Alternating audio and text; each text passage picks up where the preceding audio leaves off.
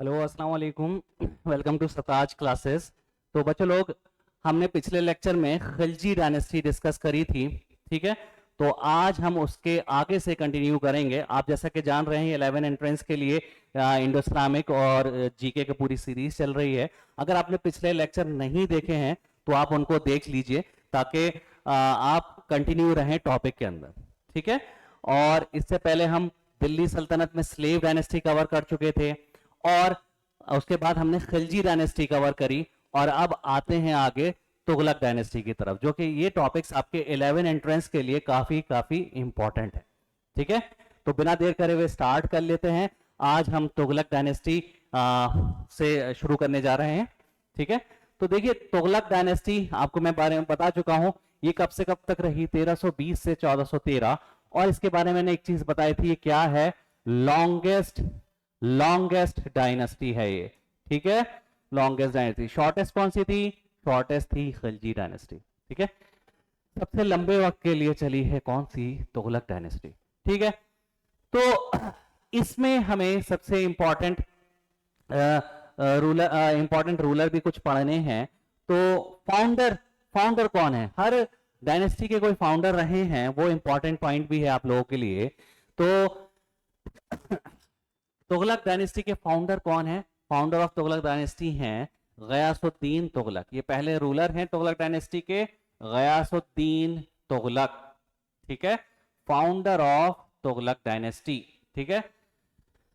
Ghiyasuddin Tughlaq, founder of Tughlaq dynasty. इन्होंने accepted the title of Ghazi. Ghazi के नाम से जाने जाते थे कौन? गयासुद्दीन तुगलक। ये फाउंडर भी थे तुगलक डायनेस्टी के, ठीक है, पहले रूलर भी थे और क्या थे? गाजी इनका टाइटल था। Construction of canals first in Delhi Sultanate. Delhi सल्तनत में कैनाल्स, नहरों का सबसे पहली दफा जो नहरें बनाई गई वो किसके दौर में बनाई गई? वो बनाई गई गयासुद्दीन तुगलक के दौर में। गयासुद्दीन तुगलक ने बनाई नहरों का काम पहली दफा करवाया, ठीक है। Build the city of Tughlaqabad. ये क्वेश्चन इंपॉर्टेंट बनता है कि तुगलकाबाद सिटी किसने बनवाई?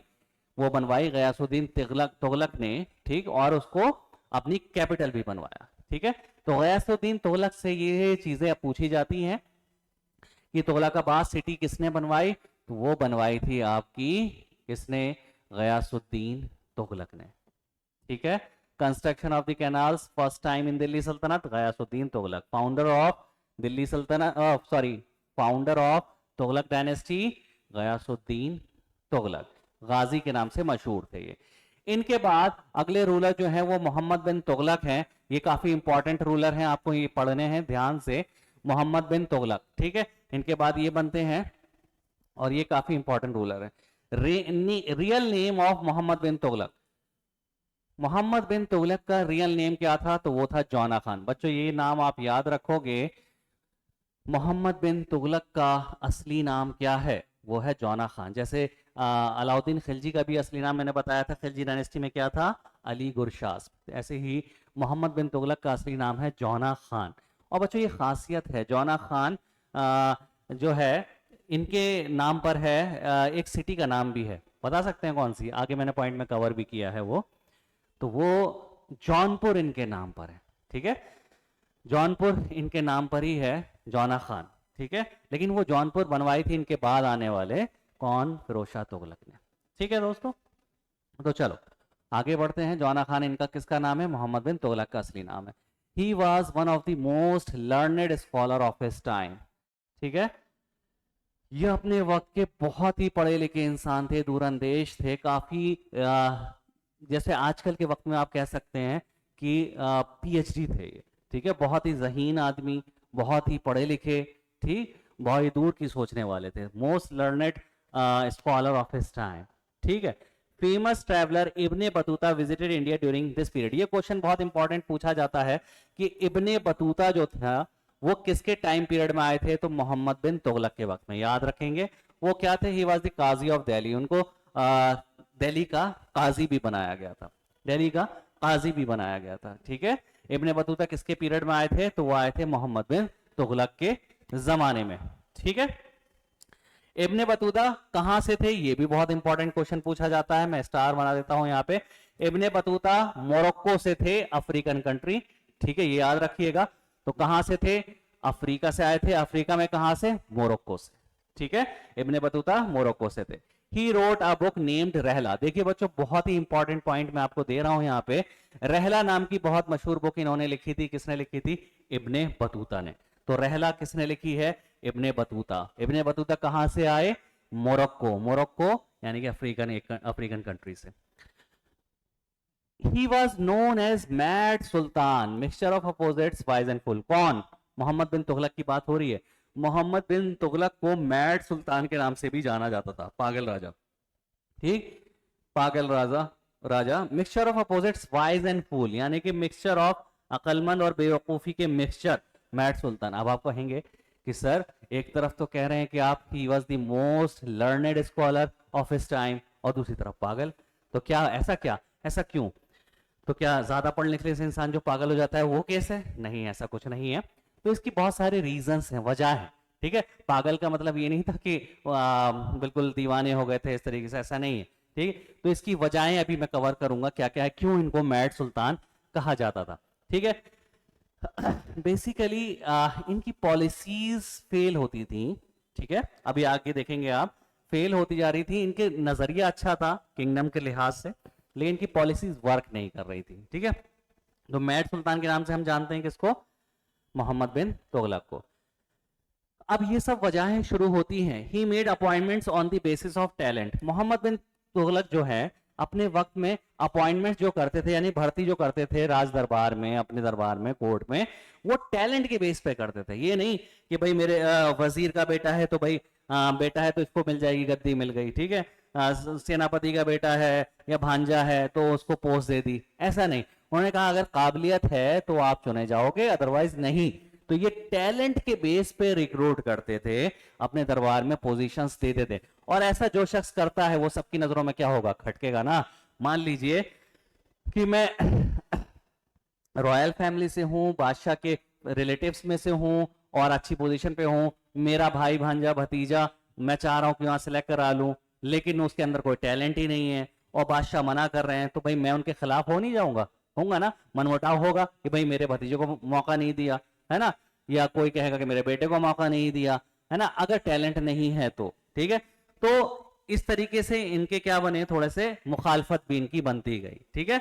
अपॉइंटमेंट्स ये भाई फेयर करते थे, कोई वो नहीं कि भाई टैलेंट होगा तो रिक्रूट होगा, टैलेंट होगा तो आपको जॉब मिलेगी, ठीक है, दरबार में रखा जाएगा, ठीक। तो ये सब वजहें शुरू हो गई, ठीक है। आप ध्यान रखिएगा कि क्यों इनको मैड सुल्तान कहा जा रहा है। Increase of tax on Doab.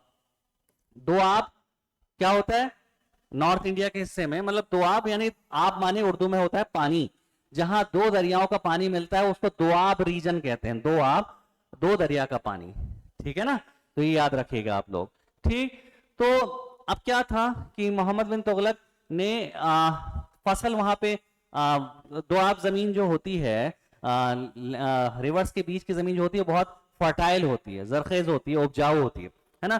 तो वहां खेती बाड़ी अच्छी होती थी। उन्होंने सोचा कि यहां से टैक्स हम थोड़ा ज्यादा ले सकते हैं, और वो टैक्स भी किस लिए? जनता की भलाई में काम आएगा। तो ये रियासत की नजर से तो बहुत अच्छी पॉलिसी है कि भाई टैक्स आएगा, वो टैक्स जनता की भलाई में इस्तेमाल होगा, ठीक है। तो इन्होंने जो है दोआब रीजन में जो भी किसान थे वहां का टैक्स बढ़ा दिया, ठीक है। अब उस साल हुआ क्या? टैक्स जो बढ़ा दिया उस साल पड़ गया सूखा, कहत पड़ गया, है ना, सूखा हो गया, बंजर हो गई जमीन, सूखा हो गया। तो अब सारे किसान परेशान, भाई एक तो सूखा पड़ गया और टैक्स डबल कर दिया, मतलब बढ़ा दिया टैक्स, तो ये तो हमारे लिए और नुकसान हो गया। तो अब ये किसान भी इनके खिलाफ हो गए, है ना। ये पॉलिसी देखो अच्छी थी, है ना, किंगडम के लिहाज से, रियासत के नजरिए से पॉलिसी अच्छी थी, लेकिन क्या वो फेल हो रही थी? किस वजह से? कि भाई उनका पासा उल्टा पड़ गया, है ना। सोच का तो भाई सोच तो उनकी अच्छी थी, लेकिन वक्त गलत चल रहा था, एक तरीके से ये कह सकते हैं। तो भाई वो भी किसान भी इनके खिलाफ हो गए। उसके बाद एक ये, he transferred his capital from Delhi to Devagiri, Daulatabad Maharashtra. अब मोहम्मद बिन तुगलक ने अपनी कैपिटल को दिल्ली से देवगिरी, देवगिरी कहां है? दौलताबाद में, दौलताबाद महाराष्ट्र में, ठीक है। तो ये क्वेश्चन भी बनता है, who transferred his capital from Devagiri to Daulatabad? तो मोहम्मद बिन तुगलक। अब इन्होंने अपनी कैपिटल दिल्ली से दौलताबाद महाराष्ट्र, ये देखो साउथ की तरफ शिफ्ट कर दी, नॉर्थ इंडिया से साउथ की तरफ। वजह क्या? भाई अपने किंगडम को एक्सपैंड करने का नजरिया ये रख रहे थे कि भाई अपने किंगडम को एक्सपैंड करेंगे, बढ़ाएंगे, तो ये तो बहुत अच्छी बात है। भाई कोई भी राजा अपना एक्सपेंशन करना चाहता है इस नजरिए से तो बहुत बहुत अच्छा है। लेकिन अब इन्होंने अपनी कैपिटल ट्रांसफर करके जो साउथ कर दी, ठीक, तो अब वहां भाई कोई जिम्मेदार शख्स वहां जाएगा भी तो अब इन्होंने यहां से वजीर या अपने रिलेटिव्स को भेजना शुरू किया, ऑर्डर दिया। अब आप खुद सोचिए कि आप यहां रह रहे हैं, रातों रात आपको ऑर्डर दिया जाए कि आप अपना फैमिलीज को लेके एकदम नई जगह पे चले जाइए, साउथ में चले जाइए, है ना, तो बहुत परेशान होंगे आप लोग। रॉयल फैमिली से भी हैं, है ना, तो वो इनके साथ भी यही हुआ कि रॉयल फैमिली से हम लोग, अचानक हम यहीं के रहने वाले हैं और अचानक हमें वहां जाना पड़ जाएगा, ठीक है, और लेकिन बादशाह का हुक्म है तो वो टाला भी नहीं जा सकता।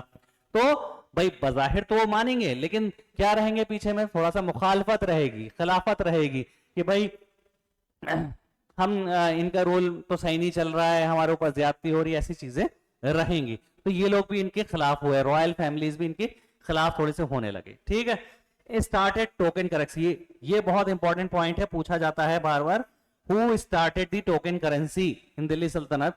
तो मोहम्मद बिन तुगलक। मोहम्मद बिन तुगलक ने क्या करी थी?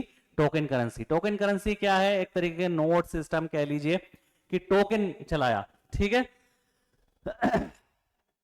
अब वो क्या था, जैसे कि मैं आपको बताऊं, सिक्के चलते थे, कॉइन्स चलते थे, तो ये भी था कि इन्होंने गोल्ड कॉइन्स को कॉपर से रिप्लेस किया था। ये भी क्वेश्चन बनता है, who replace gold coins with copper coins? तो मोहम्मद बिन तुगलक। टोकन करेंसी में यही सब चीजें हैं कि टोकन करेंसी इन्होंने चलाई, ठीक। मकसद क्या था?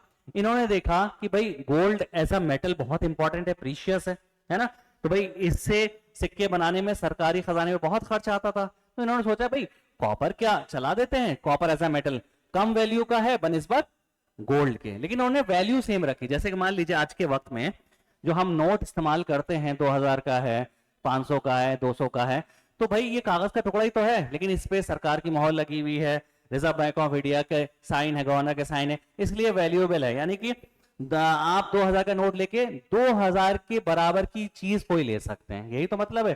टोकन है वो एक तरीके का 2000 का नोट, ठीक है। तो इन्होंने कहा कि भाई गोल्ड कॉइन्स को कॉपर से रिप्लेस कर देते हैं, सरकारी खजाने पे खर्चा कम आएगा, लेकिन वैल्यू सेम रखेंगे, जो भी खरीद फरोख्त होगी वो उसी हिसाब से होगी। अब नजरिया तो अच्छा था इनका। उस साल जब इन्होंने कॉपर कॉइन्स रिप्लेस कर दिए, गोल्ड कॉइन्स को कॉपर से रिप्लेस कर दिया, तो उस साल क्या हुआ? पूरी दुनिया में कॉपर का रिसेशन आ गया, कॉपर कम पैदा होने लगा। अब देखिए ये भी एक मार पड़ गई, कॉपर भी कम पैदा होने लगा। दूसरी चीज ये हुई कि खुराफाती लोग उस दौर में भी मौजूद थे भाई, वो क्या करते थे कि अब इन्होंने देखो कॉपर कॉइन्स की वैल्यू तो वही रख रखी है ना भाई, गोल्ड कॉइन्स के बराबर वही तो रख रखी है, मेटल एज अ कॉपर कम है, तो लोग क्या करते थे कि कॉपर के कॉइन्स जमा किए और खजाने के पास चले गए कि लो जी ये ले लो कॉपर के कॉइन्स और हमें बदले में सोने के सिक्के दे दो। तो भाई मजबूरन तो खजांची को तो देना पड़ेगा क्योंकि वैल्यू सेम है, बराबर है, तो गोल्ड कॉइन्स ले लो। लेकिन गोल्ड एज अ मेटल बहुत इंपॉर्टेंट है, प्रेशियस है, तो इस तरीके से खजाना तो और लूटने लगा। तो ये भी पॉलिसी इनकी फेल हो गई, ठीक है। तो ये सारे डिसीजंस इनके फेल होते जा रहे हैं। सोच अच्छी है, रियासत का काम भी आगे बढ़ाना है, लेकिन पॉलिसीज फेल हो रही हैं। नियत अच्छी है, पॉलिसीज फेल हो रही हैं, तो मैट सुल्तान की वजह ये सारे आते जा रही हैं। Plan of Khorasan expedition, Khorasan पे भी इन्होंने एक्सपीडिशन किया, वो भी इतना कामयाब नहीं रहा। अनसक्सेसफुल कराचिल एक्सपीडिशन ये भी किया। अब ये एक्सपेंड करने के लिए माउंटेन्स की तरफ भी बढ़े, ठीक है। अब भाई जहां से देखा होगा चाइना हमारी तरफ घुसने की कोशिश करता है, पहाड़ों के बीच में से दर्रे होते हैं, तो वहां भी इंडियन आर्मी रहती है कि चाइना ना इन्वेड कर ले, यहाँ से कर ले। तो उस जमाने में इन्होंने भी अपना एक्सपेंशन करा उस साइड पे, पहाड़ों के साइड में, और रखा कि भाई उधर से दूसरे हमला ना हो जाए, मंगोल्स वगैरह हमला ना हो जाए, ये सारी चीज। तो इन्होंने इस नजरिए से ये एक्सपीडिशन, कराची एक्सपीडिशन भी किया, वहां अपनी आर्मी भेजी, सब कुछ रहा। जब मौसम अच्छा था सब कुछ अच्छा चलता रहा, लेकिन जब ठंड का मौसम आया तो भाई वो आर्मी भी लॉस हो गई। क्योंकि भाई जाहिर सी बात है, मान लीजिए कि हम लोग प्लेन पे रहते हैं, यहाँ रहते हैं, मतलब प्लेन एरिया में रहते हैं, और पहाड़ों में रहने की भाई हम तो हैबिचुअल नहीं है। जो लोग पहाड़ में रहने के हैबिचुअल है वो अपनी जिंदगी गुजारते हैं। तो यहाँ से ये जो यहाँ के रहने वाले हैं, अगर उनको पहाड़ पे भेज दिया जाए तो ठंड मौसम, जो बर्फबारी होगी सब होगी, तो वो बर्दाश्त नहीं कर पाएंगे, है ना, तो प्रॉब्लम आएगी। तो यही आर्मी के साथ भी हुआ, जब वो बर्फबारी में हुई, है ना, तो उनके साथ प्रॉब्लम होने लगी, ठीक है, प्रॉब्लम हुई, और जब हमले हुए तो वो मिशन भी इनका फेल हो गया, आर्मी खत्म हो गई, ठीक है वहां के। तो ये मिशन भी इनका एक फेल हुआ, ठीक है। Introduce an agriculture department named Diwane Amir कोही। इन्होंने एक डिपार्टमेंट चलाया था दीवाने अमीर कोही। कौन सा डिपार्टमेंट था, क्या नाम था? दीवाने अमीर कोही। ये एग्रीकल्चर डिपार्टमेंट था। ये क्या था? ये किसानों की भलाई के लिए चलाया था। ये एक पॉलिसी थी इनकी जो कामयाब हुई थी, अच्छी चली थी। इसमें किसानों को मदद भी की जाती थी, किसानों की मदद करते थे, ठीक है। ये पॉलिसी इनकी अच्छी चली थी, ठीक है। हाँ, तो ये आपका तुगलक डायनेस्टी में ये सारे पॉइंट्स थे। हाँ, हम यहां तक पढ़ रहे थे, हमने यहां देखा। हाँ, तो ये पॉलिसी हमने यहां तक पढ़ ली। Introduce an agriculture department named Diwane Amir कोही। तो ये था मोहम्मद बिन तुगलक का दौर पूरा। मैंने आपको बताया मैड सुल्तान इनको क्यों कहा जा रहा था, ठीक है। ये सारी वजहें मैंने आपको बता दी, ठीक है। ये मैड ऐसे नहीं थे, लेकिन इनकी पॉलिसीज फेल हो रही थी, जिसकी वजह से इनको मैड सुल्तान कहा गया, ठीक है। तो अगले रूलर इनके बाद जो आएंगे वो कौन आएंगे? वो आएंगे फिरोज शाह तुगलक, ठीक है बच्चों। फिरोज शाह तुगलक आ गए। इनका दौर 1351 से लेके 1388, ठीक है। फिरोज शाह तुगलक, ठीक। He followed the policy of appeasement. इन्होंने अपीजमेंट की पॉलिसी फॉलो करी। इसका मतलब क्या है कि इन्होंने सबको खुश करने का नजरिया, खुद खुश करने वाला मतलब लोगों को खुश करो और अच्छा राज करो। एक तरीका ये भी हो सकता है कि लोगों को भाई उनकी मांग करने वाली चीजें देते जाओ, लोग खुश भी रहेंगे और आपका रूल भी अच्छा चलता रहेगा। लेकिन यहाँ इतना स्ट्रांग रूल नहीं बनेगा, है ना भाई, ठीक है। सबको खुश तो एक बार में इंसान नहीं कर सकता, ठीक है। तो इन्होंने लेकिन पॉलिसी ये वाली अपनाई कि भाई सबको खुश करो और रूल अच्छे से करो, policy of appeasement. His state was based on welfare policy. मैंने बताया ना, सबकी भलाई के लिए काम करा करते थे। उन्होंने कई सारे डिपार्टमेंट चलाए, ठीक है। बहुत इंपॉर्टेंट है ये। दीवाने खैरात चलाया, दीवाने इश्तियाक चलाया, ठीक है। दीवाने खैरात क्या है? दीवाने खैरात जिसको चैरिटी डिपार्टमेंट कहते हैं, इन्होंने एक चैरिटी डिपार्टमेंट चलाया, खूब दान दक्षिणा करी, ठीक है। दीवाने इश्तियाक पेंशन डिपार्टमेंट, ठीक है। इसका नाम भी पूछ लेते हैं कि दीवाने इश्तियाक क्या है, यानी कि पेंशन डिपार्टमेंट, यानी कि जो बूढ़े लोग होते थे उनको पेंशन भी दिया करते थे। वेलफेयर पॉलिसीज चलाई।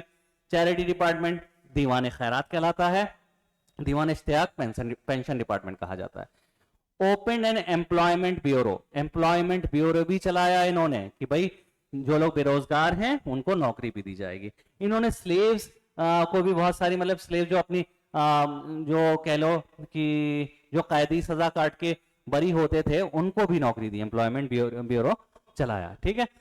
Established a free hospital eight Delhi named Darul Shifa for the poor. गरीबों के लिए एक हॉस्पिटल भी चलाया उन्होंने। देख रहे हो कितने वेलफेयर काम कर रहे हैं, ठीक है। दारुल शिफा नाम का एक फ्री हॉस्पिटल भी चलाया दिल्ली में, ठीक है। किसने? फिरोज शाह तुगलक ने।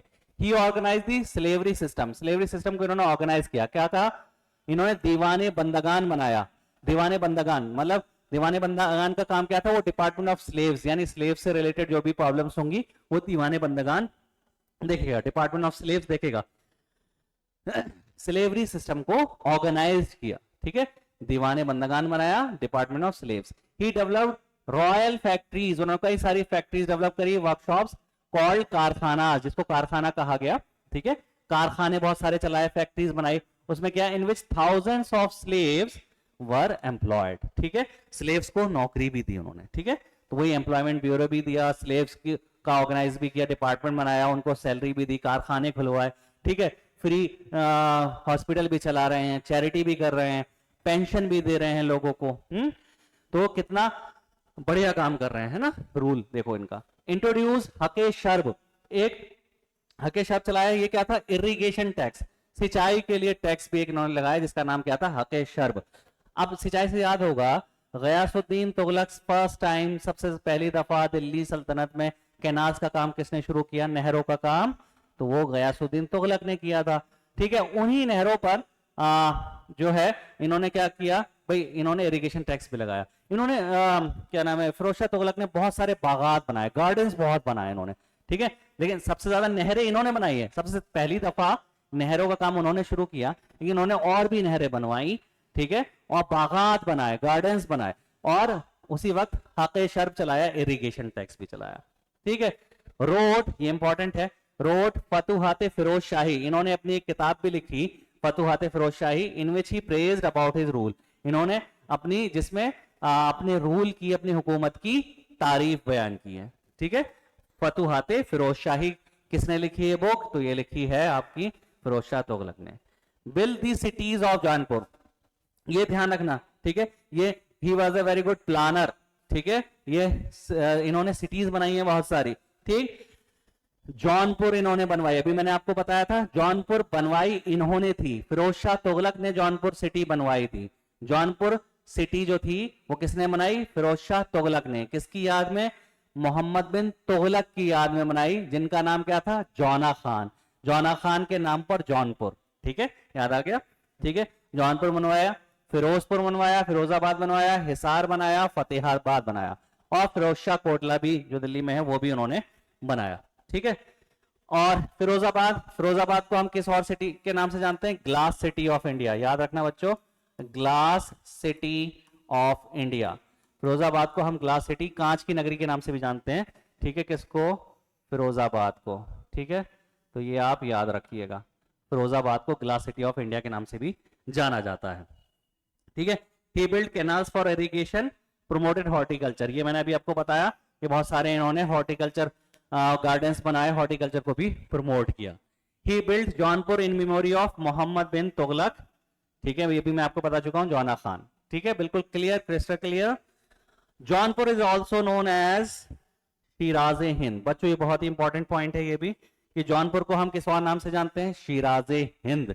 शिराजे हिंद जौनपुर को कहा जाता है, किसके नाम पर है, जौना खान, जिनका असली नाम जौना खान है, और वैसा नाम क्या है, मोहम्मद बिन तुगलक। ठीक है, बनवाई किसने थी, फिरोज शाह तुगलक ने। याद रहेगा बच्चों आप लोगों को। चलो मैं एक दो चीजें इंटरेस्टिंग भी बताता हूं। आपने एक सती सिस्टम का नाम भी सुना होगा, बहुत पुरानी प्रथा थी, है ना, कि जब शौहर का इंतकाल हो जाता था, पति का इंतकाल हो जाता था, डेथ हो जाती थी, तो पत्नी को भी साथ में जला दिया करते थे। सती सिस्टम किसने खत्म करी थी, हाँ, तो सबको पता है, बाद में राजा राम मोहन रॉय ने भी बहुत कोशिश करी। तो बहुत पुरानी प्रथा थी। तो ये बच्चों यूपीएससी में क्वेश्चन पूछ लिया जाता है, पूछते हैं, लेकिन मैं आपको फैक्ट के लिए बता दूं। एक क्वेश्चन तो ये पूछा जाता है, सबसे पहली दफा दिल्ली सल्तनत में सती सिस्टम को बैन किसने किया था, है? तो वो किया था सबसे पहली दफा सती सिस्टम को बैन दिल्ली सल्तनत में फिरोज शाह तुगलक ने। लेकिन अगर इससे भी एक स्टेप आगे पूछा जाता है वहां पे यूपीएससी में, कि दिल्ली सल्तनत में सबसे पहली दफा सती सिस्टम को बैन करने की कोशिश करने वाला सुल्तान कौन से थे, तो वो थे मोहम्मद बिन तुगलक। कोशिश करी थी उन्होंने, लेकिन कामयाब नहीं हो पाए थे। लेकिन सबसे पहली दफा फुली बैन किसने लगाया था, वो फिरोज शाह तुगलक ने लगाया था। इनके बाद फिर से शुरू हो गई, तो अगली बार किसने लगाया फिर फुली बैन, फिर लगाया अकबर ने अपने वक्त में बैन, फुली बैन। अकबर के बाद फिर से शुरू हो गई, उनके बाद किसने लगाया, उनके बाद लगाया औरंगजेब। औरंगजेब ने अपने वक्त में सती प्रथा पे पूरी तरीके से बैन लगा दिया। उनके बाद फिर से शुरू हो गई। ठीक, उसके बाद जो आप पढ़ते हो 1869, आई थिंक 1869 है, विलियम बेंटिक ने परमानेंट बैन लगाया, और राजा राम मोहन रॉय का उसमें बहुत ही बड़ा रोल रहा था। ठीक है, तब से ये परमानेंटली बंद हुई इंडिया में सती प्रथा। ठीक है, तो ये याद रखिएगा बच्चों। तो फिरोज शाह तुगलक तक हमने यहाँ पे डिस्कस कर लिया है। चलो अब आगे बढ़ते हैं। तो हमारी तुगलक डायनेस्टी भी कंप्लीट हो गई है बच्चों। ठीक है, अब हम आगे आते हैं हमारी नेक्स्ट डायनेस्टी, जो कि हमारी क्या है, वो है हमारी सैयद डायनेस्टी। बहुत छोटी सी डायनेस्टी, मतलब 2-3 पॉइंट की है, सबसे छोटी नहीं, छोटी डायनेस्टी तो खिलजी डायनेस्टी है। लेकिन पढ़ने के हिसाब से हमें यहाँ से एक ही क्वेश्चन बनता है, वो भी बहुत फेमस क्वेश्चन, सैयद डायनेस्टी कब से कब तक रही, 1413 से 1451। ठीक, या सबसे फेमस क्वेश्चन, इंपॉर्टेंट क्वेश्चन ये, फाउंडर ऑफ सैयद डायनेस्टी, तो वो कौन है? खिज्र खान। ठीक है, खिज्र खान। बच्चों याद रखिएगा, सैयद डायनेस्टी के फाउंडर कौन है? तो वो है खिज्र खान। और पूछा जा सकता है कि कौन से नंबर की डायनेस्टी है दिल्ली सल्तनत में? तो ये है चौथे नंबर की डायनेस्टी। ठीक, और कब से कब तक है? तो ये है टाइम पीरियड। सबसे इंपॉर्टेंट क्वेश्चन कौन सा है? फाउंडर ऑफ सैयद डायनेस्टी कौन है? खिज्र खान।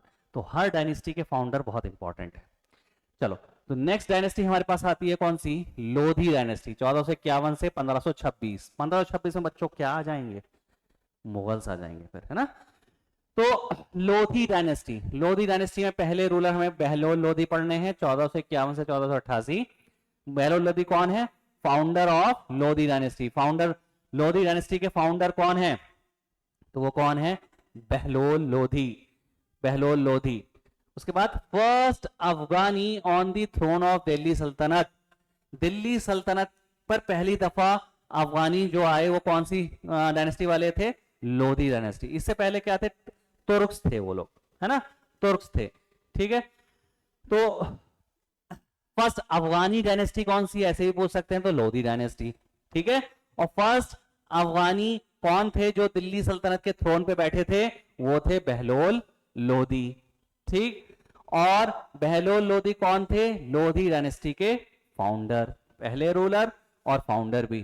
ठीक है, introduced a coin named Bahloli coin. ठीक है, याद रखेंगे, बहलोल लोधी फाउंडर हैं लोधी डायनेस्टी के, और ये फर्स्ट अफगानी हैं दिल्ली सल्तनत की थ्रोन पे गद्दी पर बैठने वाले। ठीक है, इनसे पहले सब तुर्क्स थे। अब बच्चों एक इंपॉर्टेंट पॉइंट मैं आपको बताता चलूं कि कभी कभार ये पूछ लेते हैं ऑफिशियल लैंग्वेज ऑफ दिल्ली सल्तनत क्या है? तो ऑफिशियल लैंग्वेज ऑफ दिल्ली सल्तनत बच्चों मैं यहां पे लिख देता हूं। ठीक है, आपके लिए इंपॉर्टेंट पॉइंट हो जाएगा। Official language of Delhi Sultanate, Delhi सल्तनत क्या है? तो वो थी पर्शियन। ठीक है, ऑफिशियल लैंग्वेज क्या थी? पर्शियन, फारसी। ठीक है, दिल्ली सल्तनत की। आगे मुगल पढ़ेंगे तो मुगल की भी यही है, पर्शियन, वहां मैंने वहां भी लिखवाऊंगा। तो दिल्ली सल्तनत की ऑफिशियल लैंग्वेज क्या थी बच्चों? पर्शियन थी। ठीक है, ये याद रखिए, कभी कभी क्वेश्चन पूछ लेते हैं। ठीक है, तो चलो अगले हमारे रूलर कौन से हैं? हमारे रूलर हैं सिकंदर लोधी, 1488 से 1517। कौन थे? सिकंदर लोधी। ठीक, ये कौन थे? Son of Bahlol Lodhi. सिकंदर लोधी कौन थे? बहलोल लोधी के बेटे थे। ठीक है, इन्होंने क्या बनाया? Build the city of Agra. ठीक है, 1504 में आगरा की सिटी बनाई, एंड मेड हिज कैपिटल 1506 में। ठीक है, तो आपसे पूछ लेते हैं who build the city of Agra, Agra की सिटी किसने बनवाई थी? तो सिकंदर लोधी ने। याद रखिए, बहुत फेमस क्वेश्चन पूछा जाता है ये। ठीक, सिकंदर लोधी ने आगरा की सिटी बसाई थी, 1504 में बनाई थी, और इसको फिर अपनी कैपिटल भी बना लिया 1506 में। ठीक है, एटलीस्ट आप डेट याद ना रखें, बस ये याद रखें कि आगरा की सिटी किसने बनाई? तो सिकंदर लोधी ने, और इसको अपनी कैपिटल भी बनाया। या ये भी क्वेश्चन पूछ लेते हैं, फर्स्ट टाइम आगरा को अपनी कैपिटल किस बादशाह ने बनाया था? तो वो बनाया था सिकंदर लोधी ने। ठीक है, इंट्रोड्यूस्ड सिकंदर यार्ड, एक सिकंदर यार्ड की एक यूनिट चलाई जिसको हिंदी में गजे सिकंदरी कहते हैं, उर्दू में गजे सिकंदरी, जैसे गज होता है ना, 100 गज का प्लॉट, 500 गज का प्लॉट। ठीक है, तो एक यूनिट चलाई, ये क्या थी? For measuring cultivated land, cultivated fields. ठीक है, कल्टीवेटेड फील्ड्स के लिए एक मेजरिंग यूनिट थी जिसका नाम था सिकंदर यार्ड, जिसको गजे सिकंदरी भी कहते थे या गजे सिकंदरी, नापने की एक यूनिट थी। तो सिकंदर यार्ड किसने बनाई थी? गजे सिकंदरी किसने बनाई थी? तो सिकंदर लोधी ने। He used to compose poetry under the name Gulrukhi in Persian language. तो सिकंदर लोधी पोएट्री भी लिखते थे, इनका एक पेन नेम था। ठीक है, तखल्लुस कह सकते हैं, किस नाम से? गुलरुखी। ठीक है, गुलरुखी के नाम से लिखा करते थे। ठीक, तो गुलरुखी के नाम से कौन से सुल्तान लिखा करते थे? तो सिकंदर लोधी। आगरा की सिटी किसने बनाई? सिकंदर लोधी। ठीक है, वो आप पर्शियन लैंग्वेज में लिखा करते थे अपनी पोएट्री। तो याद रखिएगा बच्चों, बहुत ही इंपॉर्टेंट क्वेश्चन है ये कि आगरा की सिटी किसने बनवाई? सिकंदर लोधी ने। ठीक है, चलो हम आगे बढ़ते हैं। हाँ, तो इनके बाद जो हमारी लोधी डायनेस्टी में हम पढ़ने जा रहे हैं सिकंदर लोधी के बाद, तो वो पढ़ेंगे हम इब्राहिम लोधी। ठीक है, इब्राहिम लोधी पढ़ेंगे। ठीक है, इब्राहिम लोधी। तो अगले रूलर सिकंदर लोधी के बाद कौन आए? वो आए हमारे इब्राहिम लोधी। इब्राहिम लोधी कब से कब तक? 1517 से 1526।